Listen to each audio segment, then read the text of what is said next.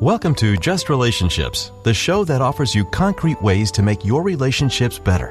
Whether it's your boss, your spouse, your children, or your friends, the quality of your relationships in life directly affects how you feel about yourself and the success you achieve. Your host, Dr. Duffy Spencer, a psychotherapist, telecoach, author, and seminar leader, will interview top experts to help you learn to manage this essential part of your life. And now, here's your host, Dr. Duffy Spencer. Greetings to you. Well, I quit. Yes, I quit.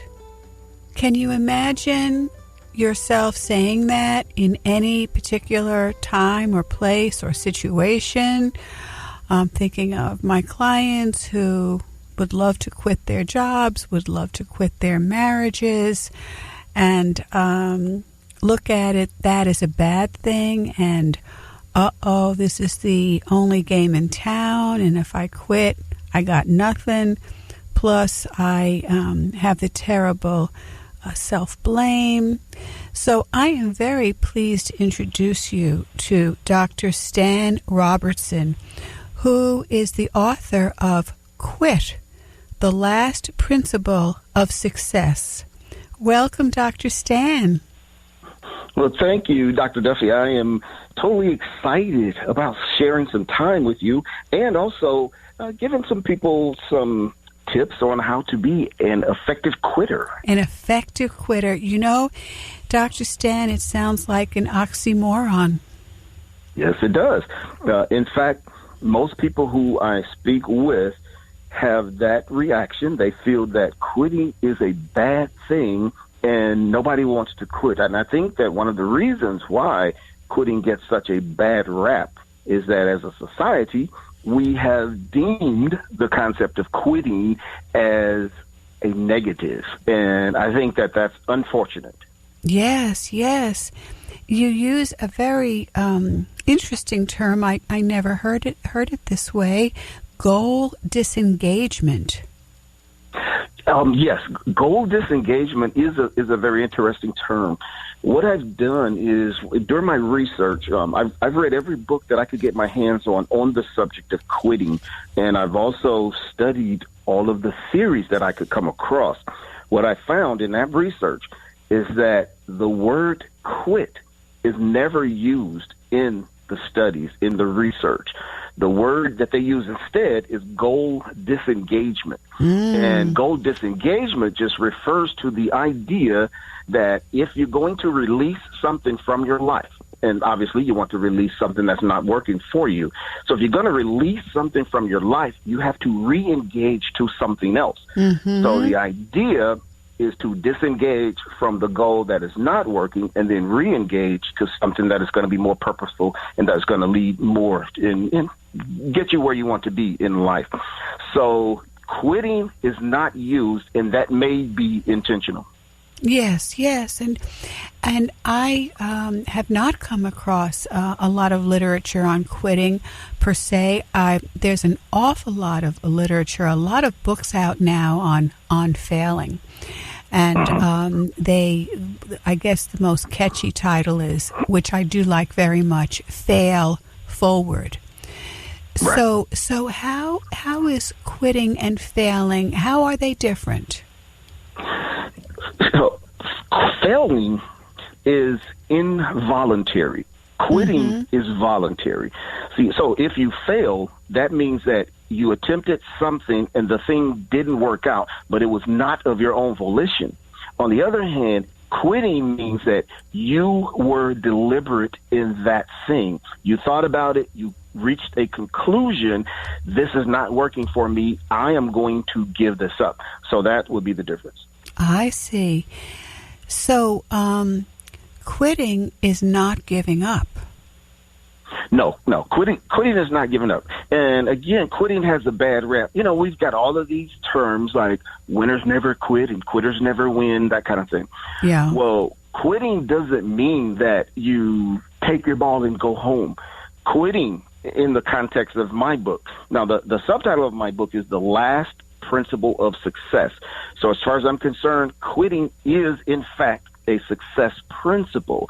If you're able to master the art of quitting, you're going to be in a better position to get where you want to be in life.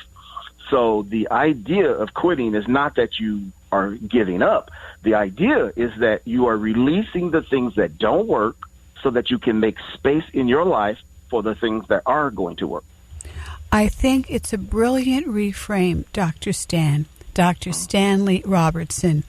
A brilliant reframe, because I can't tell you how many people, my own clinical practice, my own audiences and classes and retreatants talk about feeling stuck.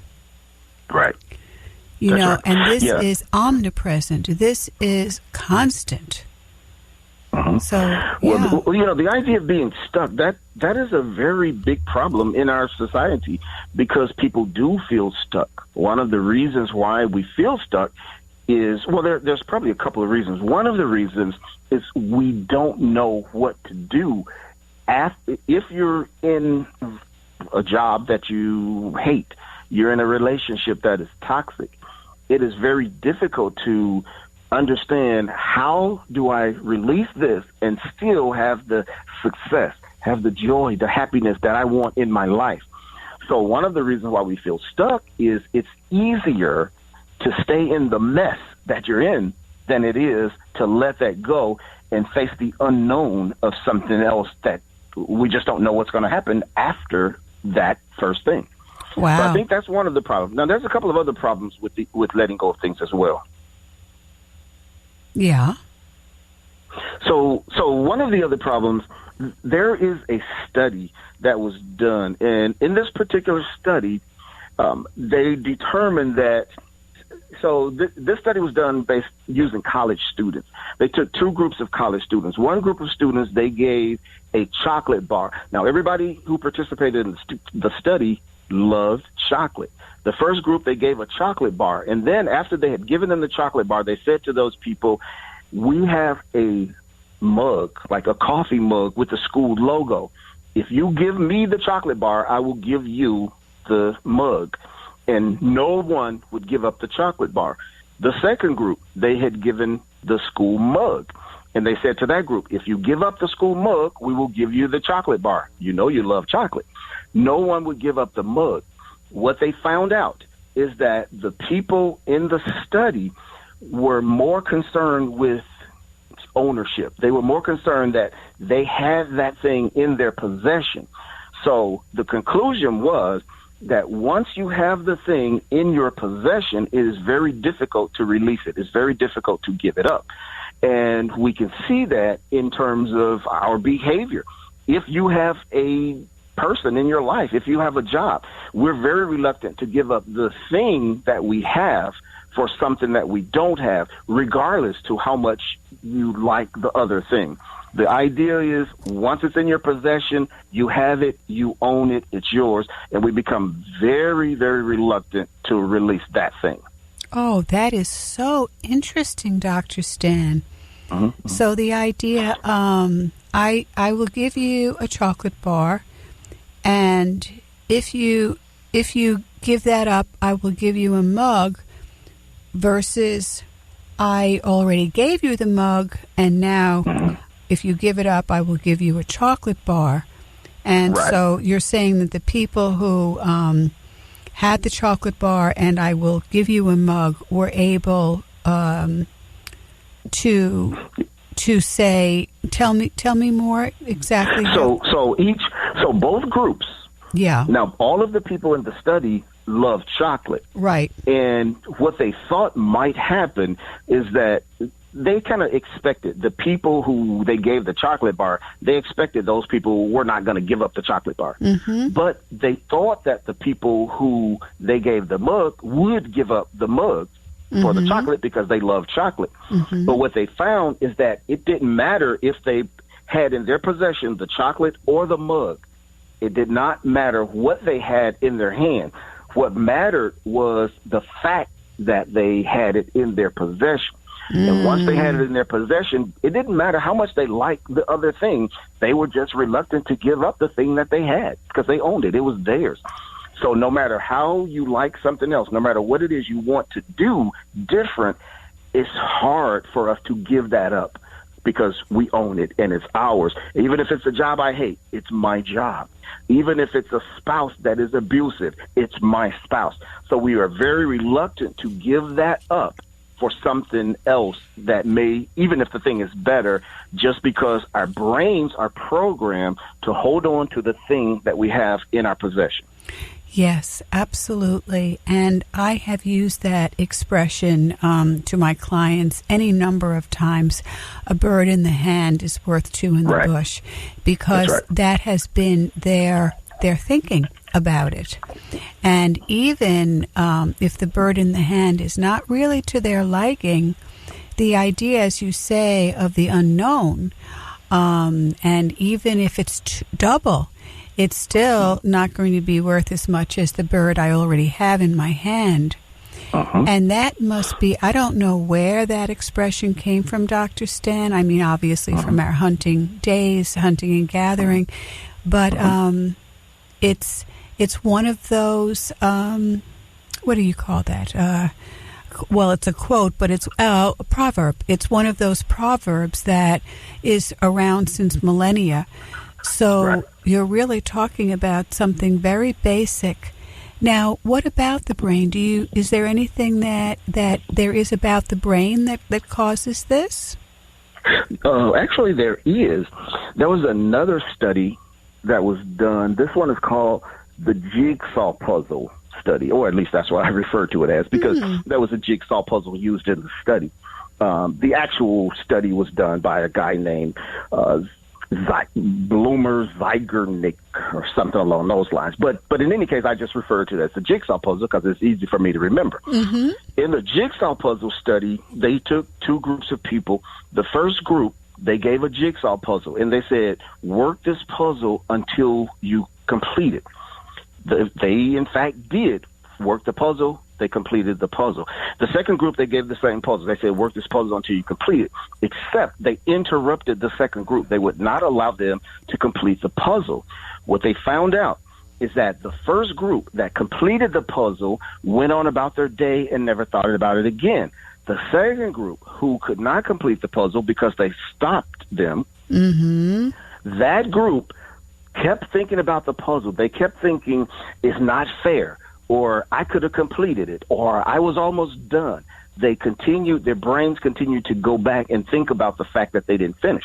So the conclusion in the study was that the human brain is hardwired for completion. That's right. So that is a problem for us because we can't give up things. We can't quit things. We cannot disengage from things because our brain wants to complete every task.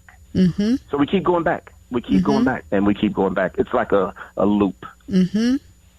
Very, very good. And one of my modalities that I use to practice therapy is called Gestalt, which is translated from the German to mean complete or whole. And it's the idea, of course, of the mind-body connection, and it's also the idea of, as you say, how we complete things in our minds and what stories we make up and how are we conditioned. Because we do need, to survive in the world, we do need to connect the dots. We do need to draw inferences and to make something more solid so we can proceed. Otherwise, life is just too hard. So I have taught this same principle that we are hardwired to connect the dots, and we can often connect them incorrectly, like that childhood game where you connect the dots and you're supposed to find an elephant or a monkey or something, and if you misconnect, you don't get an image. We make an image, and but I haven't taken it to this point that you're taking it to, which is to rethink the nature of completion. To rethink it. I think that quitting is not inherently bad. It's just that we, as a society, we've turned the concept into something negative. I mean, quitting is neutral, right? It's not positive. It's not negative. It is what it is. QUIT, quit.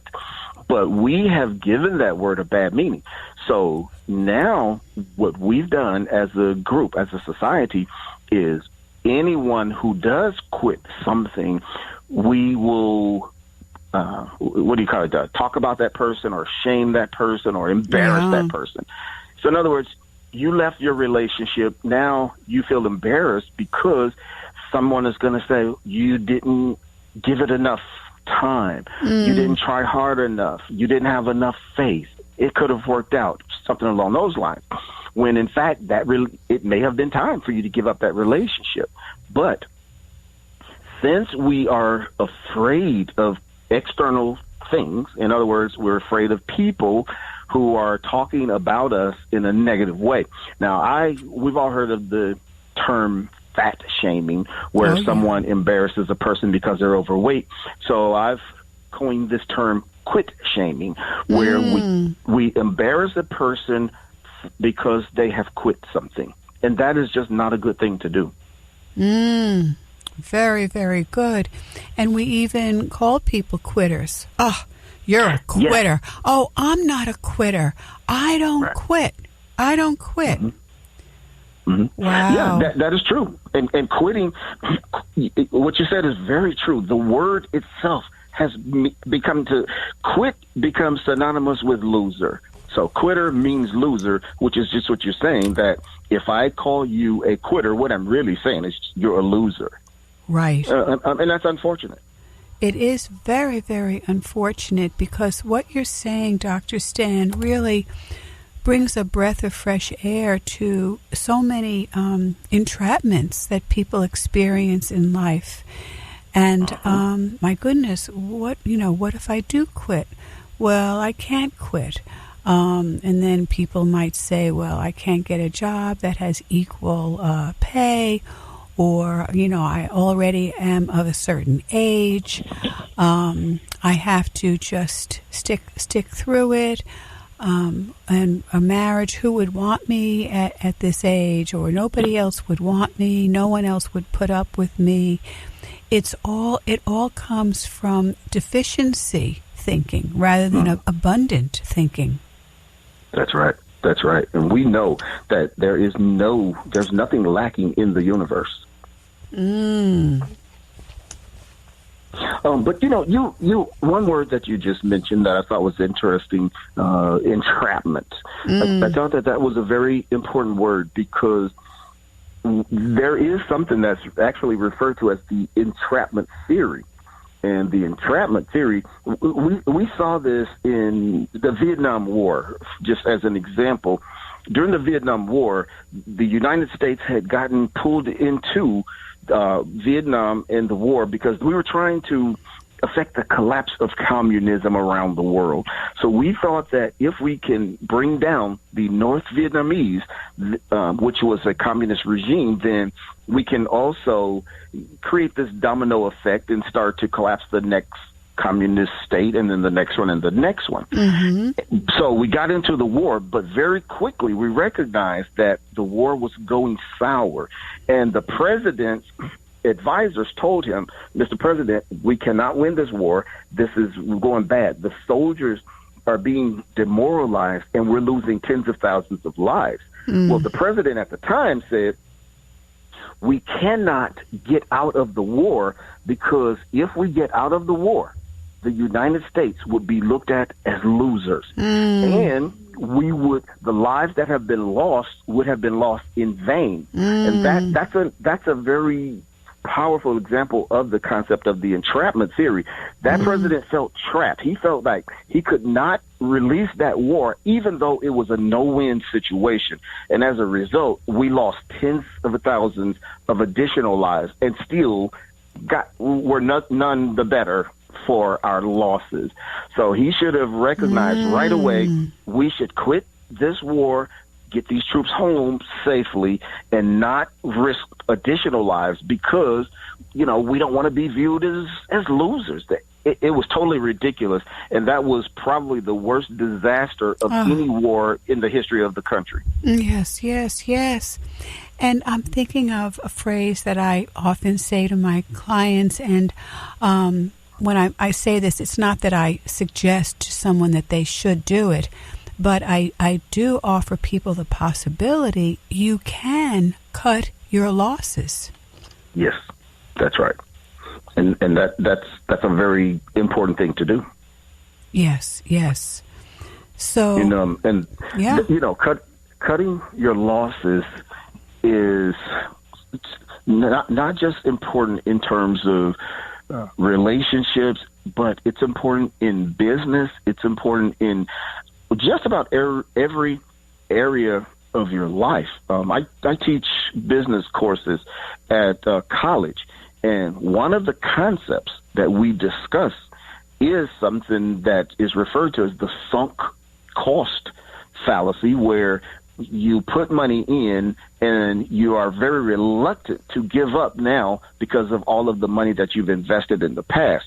Well, what you end up doing is just continuing to throw money into the situation, even though you recognize that this is a no-win situation. This is a very bad situation. So I think that we should recognize, if you're going to make decisions for your life, you should plan and you should make those decisions based on the future outcome that you desire, and not based on the past investment that you have made. Which is one reason why people clutter, right? And they keep things that they don't need or use because they spent money on it. That is right, because we're very reluctant to discard anything that we've invested, whether it's money or time, into. Right. And that would be saying that we made a mistake, God forbid, right? We had a mistake on something, and it's easy to mistake things. Or things just change, and something that we liked at one point we don't like anymore, or we didn't try something on, it was too late to bring it back to the store, whatever it is.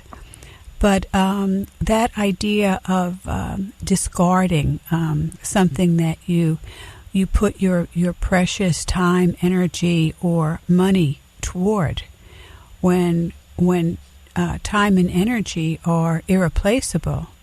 Money is not irreplaceable, but time and energy, or that particular time frame, is irreplaceable. So, the idea, I like it. And I also like the term to divest. You talk about invest, and when do we divest, and what does that mean? Right. Well, divesting, if you're going to divest from something, as you mentioned, that means that you have to release that thing, you get out of that thing. Now, one way, and I think that if people can recognize this concept, I think they'll be better off. If you want to divest from something, you want to get out of something, whether it's an investment, a relationship, a business, a job, doesn't matter. If you want to divest from the thing, one of the best things that you can do for yourself is to plan what it is you're going to do next, because it's very difficult.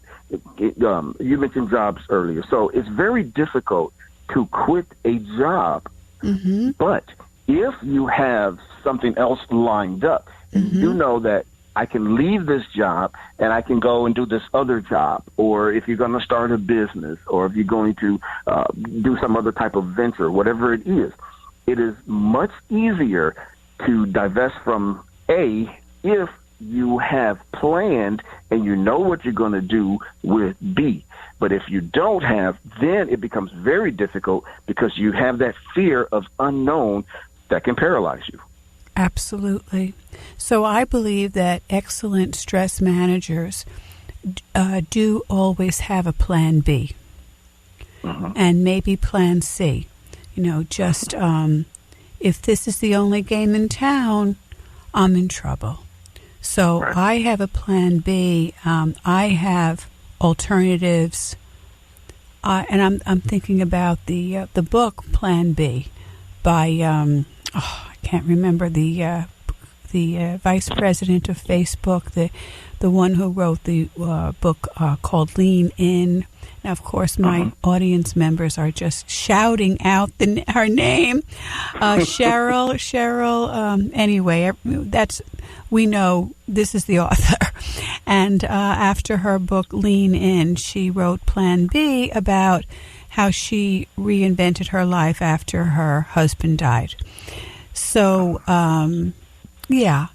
So basically, that's it. And even if we don't choose a plan B, you talked earlier about the difference between quitting and failing is one is voluntary and the other is involuntary.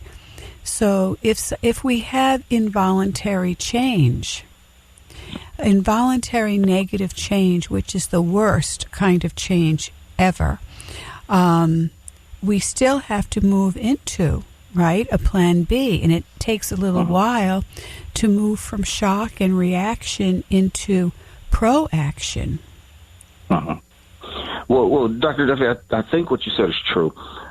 See, a lot of people, just like a lot of people don't like the word quit. A lot of people also don't like the word or the letter, I guess I should say, B, or the term plan B, because a lot of people feel that if you have a plan B, then it is a cop-out. It gives you an out. Whereas if you just have plan A, this has to work. And that is especially appropriate for relationships.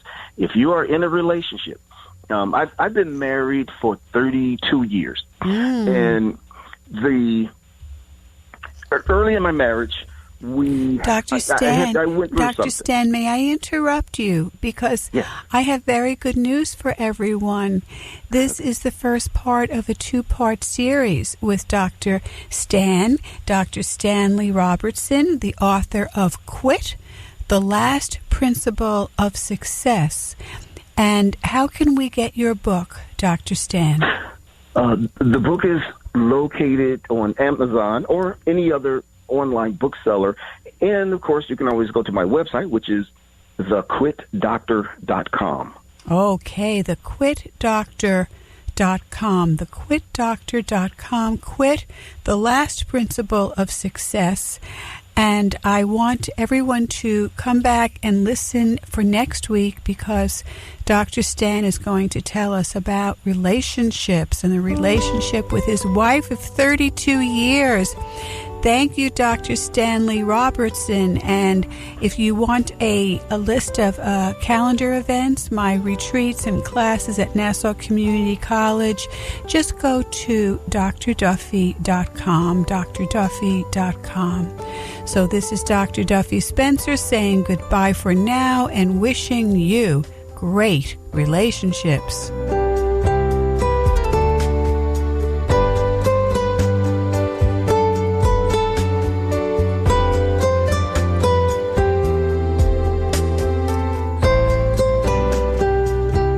The views expressed on air are not necessarily those of WHPC, its management, or Nassau Community College. Responsible opposing viewpoints will be considered by emailing them to whpc@ncc.edu or by mail at WHPC 1 Education Drive, Garden City, New York 11530. Thanks for listening to the voice of Nassau Community College, 90.3 WHPC.